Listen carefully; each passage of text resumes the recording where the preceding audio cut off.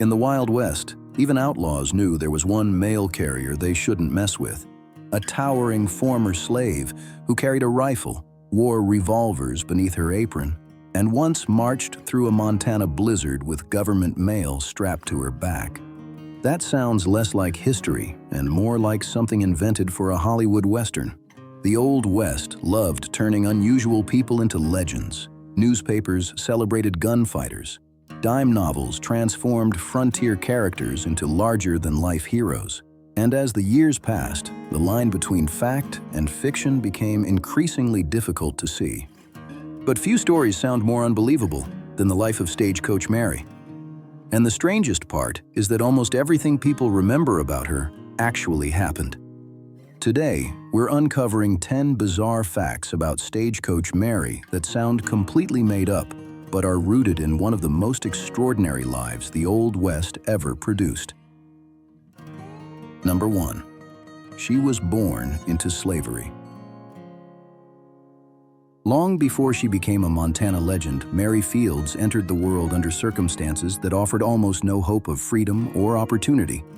Born around 1832 in Tennessee, she was enslaved from birth and grew up in a society that viewed her as property rather than a person. Even basic details of her early life remain uncertain. Historians still debate aspects of her childhood, and Mary herself never knew her exact birth date. Most people born into slavery during that era disappeared from the historical record entirely. Their stories were rarely documented, and their accomplishments were often ignored. Mary's life followed a very different path. She survived slavery, witnessed the Civil War, experienced emancipation, and then spent decades building an entirely new life in the American West. By the time she became famous, she had already overcome obstacles that would have broken most people. That journey alone would have been remarkable, but everything she accomplished afterward made it truly extraordinary. Number 2. Even outlaws didn't want to rob her. Stagecoach robberies were one of the great dangers of the Wild West. Mail carriers traveled predictable routes through isolated countries, often carrying valuable packages and government correspondence. For bandits, they were easy targets. But Mary Fields was different. By the time she began carrying mail in Montana during the 1890s, stories about her had already spread across the region. She was unusually tall, physically imposing, and completely unafraid of confrontation. More importantly, she had a reputation for carrying weapons and standing her ground whenever trouble appeared. Local thieves quickly learned who she was. While most mail carriers worried about being ambushed, legends grew that some outlaws preferred to avoid Mary's route entirely. Whether every version of those stories is true is impossible to verify today. But the fact that such tales existed at all says a great deal about her reputation.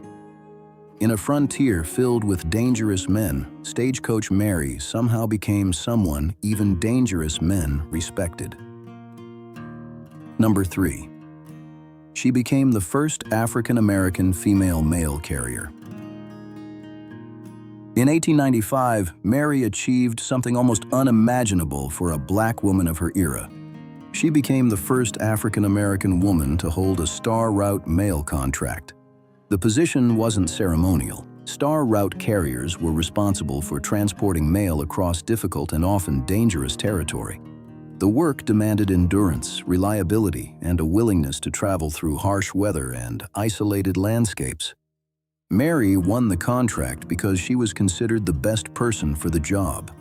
That fact is easy to overlook today, but in the 1890s, race and gender barriers existed everywhere. Opportunities were limited, discrimination was common, and few employers were willing to trust black women with important responsibilities. Yet, Mary earned the position through sheer determination and reputation. At a time when many doors remained closed to her, she forced one open and walked through it. Number 4. She was nearly 60 years old when she started. Most people assume Stagecoach Mary performed her famous mail runs as a young woman, but reality is far more surprising. When she began carrying mail professionally, Mary was approximately 60 years old. Today, that would be impressive. In the late 19th century, it was almost unbelievable. Life expectancy was far lower than it is now, and many people considered 60-year-olds elderly.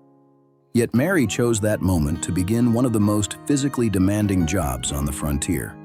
The work involved long journeys, harsh weather, difficult terrain, and constant travel. Instead of slowing down with age, Mary took on challenges that younger people often avoided.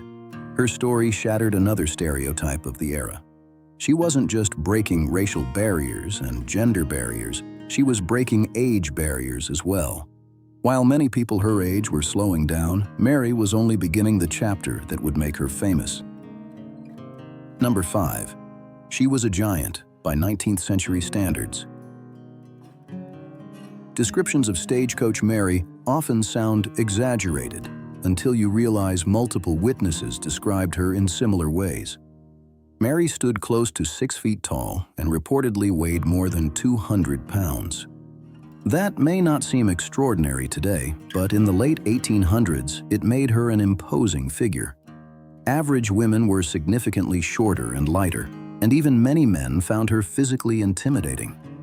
People remembered her powerful build almost as much as they remembered her personality. One observer famously described her as having the temperament of a grizzly bear. Combined with her confidence and willingness to confront anyone who challenged her, Mary's physical presence became part of her legend. People noticed her immediately when she entered a room, and according to many accounts, that was exactly how she preferred it. Number 6. She carried weapons everywhere. The Montana frontier could be dangerous, and Mary had no intention of relying on someone else for protection. Accounts differ on the exact details, but many stories describe her carrying revolvers beneath her apron while keeping a rifle close at hand during mail deliveries. Whether traveling remote roads or walking through town, she wanted to be prepared. What made this unusual wasn't simply the weapons themselves. Many people carried firearms in the West. It was the image. A black woman born into slavery, confidently armed and completely unafraid of confrontation, challenged nearly every social expectation of the period. Mary understood that respect was often earned through strength and self-confidence, and she made sure nobody underestimated her. Number 7. She was too tough for a convent. Before becoming a mail carrier, Mary worked with Catholic nuns in Montana. Mary deeply respected the sisters she worked alongside and was fiercely protective of them. Unfortunately, that protective instinct sometimes created problems. Whenever she believed someone was mistreating or disrespecting the convent, she was known to confront them directly. Arguments occasionally escalated into fights, and Mary's temper became increasingly difficult to ignore. Eventually, her relationship with local authorities and members of the community became strained. The irony is difficult to miss. In a frontier famous for violence, Mary managed to develop a reputation for being too aggressive even for some of the people around her. Number 8. She delivered mail through brutal blizzards. No story captures Mary's determination better than the tales surrounding her winter deliveries. Montana winters were unforgiving. Snowstorms could isolate entire communities and make travel nearly impossible. Yet Mary was expected to deliver the mail regardless. According to accounts that helped build her legend, there were times when severe weather trapped her wagon in deep snow. Rather than abandon the delivery, she reportedly unloaded the mail and continued on foot. Imagine carrying heavy sacks through freezing temperatures while battling snow, wind, and exhaustion. For Mary, delivering the mail wasn't simply a job, it was a responsibility. Her commitment to finishing the route, regardless of conditions, became one of the defining features of her reputation. Number 9. People loved her, despite fearing her. At first glance, Mary could seem intimidating. She carried weapons. She fought when provoked. She spoke her mind and rarely worried about offending people. Yet those who knew her best often described a very different side of her personality. Residents of Cascade, Montana, remembered Mary as generous and kind, especially toward children. She helped members of the community whenever she could and became a beloved local figure. This contradiction made her fascinating. The same woman who frightened troublemakers and intimidated grown men was also known for acts of generosity and compassion.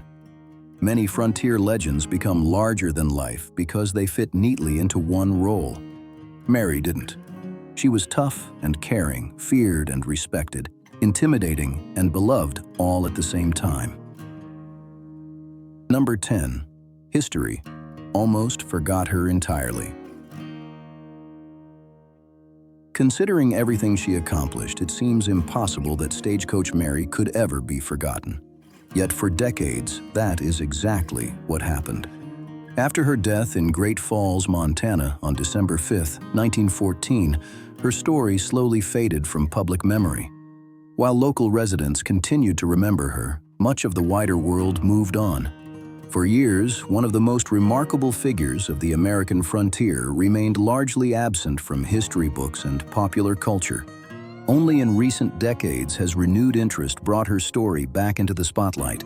Researchers, writers, filmmakers, and historians began rediscovering her life and introducing new audiences to her achievements.